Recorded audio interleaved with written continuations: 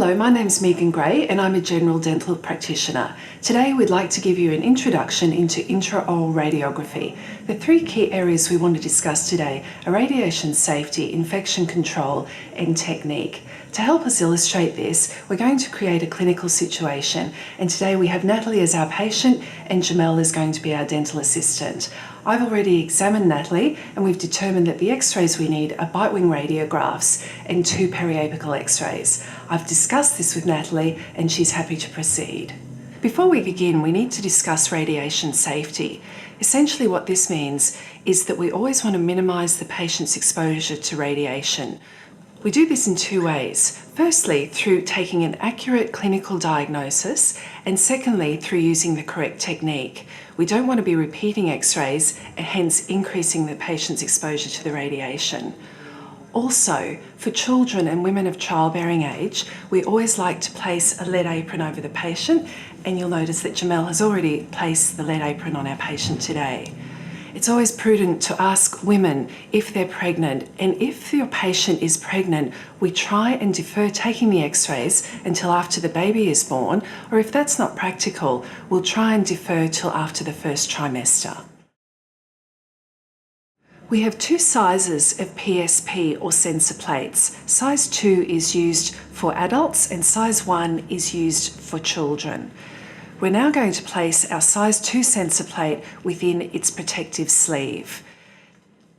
One side of the sensor plate is a lighter colour, and this is the photosensitive side of the plate. This is always positioned towards the black or closed side of our sleeve. Jamel will then seal the top of the sleeve by removing the adhesive. You'll notice that the other side has a clear window which reveals the necessary detail for us to be able to orient our x-ray correctly. The first x-ray we're going to take today is the bite wing radiograph. Bite wings are used to detect interproximal caries on the posterior teeth. One bite wing will expose the coronal aspects of the posterior teeth from the premolars to the molars in the upper and lower arch. As part of a routine examination, this would normally involve a left and right bite wing, but today we're going to demonstrate the left bite wing only. So Natalie, what we're going to do today is I'm just going to gently place this into your mouth. It may be uncomfortable just for a few seconds. We're going to get you to bite firmly on the bite plate, and then I'll line up the x-ray and we'll pop outside for a few seconds to take the film. This is an important part of radiation safety, that all the personnel leave the room at this time. So Natalie, we'll get you to open your mouth. I'm just going to rotate the sensor plate gently adjacent to the lower teeth and lateral to the tongue, and I'm seating that bite plate directly onto the occlusal surfaces of the teeth. Natalie, close your teeth firmly together there. This positions our bite wing holder in the correct position. The long cone is then positioned so that the handle of the x-ray is roughly parallel to the line we find on the long cone. This gives us a good guide of our positioning. Also, the patient's upper and lower arches, you'll notice, are evenly exposed. We'll now pass the sensor plate across to our assistant ready for processing. Please note our infection control measures again at this stage. I'm going to pass the sensor plate across to Jamel, who has clean hands. She's holding the sensor downwards away from the light and placing it free of saliva contamination into our black box ready to be processed. The next part of our demonstration today will be a periapical x-ray of the patient's upper incisors. Periapical x-rays differ from bite wings in that they expose the full length of the tooth. So in this case, we use a paralleling technique. The paralleling technique is the most common type of technique used to take a periapical x-ray.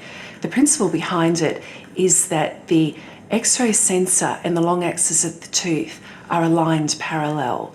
The positioning of the sensor within the holder is in a portrait configuration, and our orientation marker for a periapical x-ray is always towards the occlusal surface. The long cone is positioned over the ring of the x-ray holder with the handle parallel to the long axis of the cone. Nice and still again, Natalie, and we're ready to take that x-ray. The paralleling technique is always our first choice of technique when taking a periapical radiograph. This is because there's less radiation scatter and the X-ray is also more reproducible at a later stage, hence again reducing the patient's exposure to radiation. In some cases, the patient can't tolerate our paralleling holder, and so we opt for a second technique known as the bisecting angle technique. So Natalie, just rest your head back again there. I'm going to pop this up and I'm going to rest the sensor plate up behind Natalie's upper incisors, and we're going to get Natalie's help here with her right index finger to pop a finger up behind the sensor on her palate to hold this in place. This is the positioning of the long cone for the bisecting angle technique. The cone sits perpendicular to the bisecting plane between the long axis of the teeth and the dental sensor. Our final X-ray is a periapical X-ray of the patient's lower left molar region. Once again, we're going to use a paralleling technique and we have the paralleling holder in place. Again, our orientation marker is situated towards the occlusal surface or the bite plate.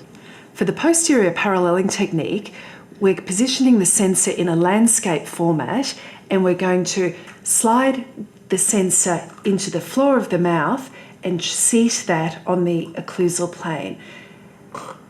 This is causing the patient quite a bit of discomfort, so we're going to use an alternate technique known as the bisecting angle technique.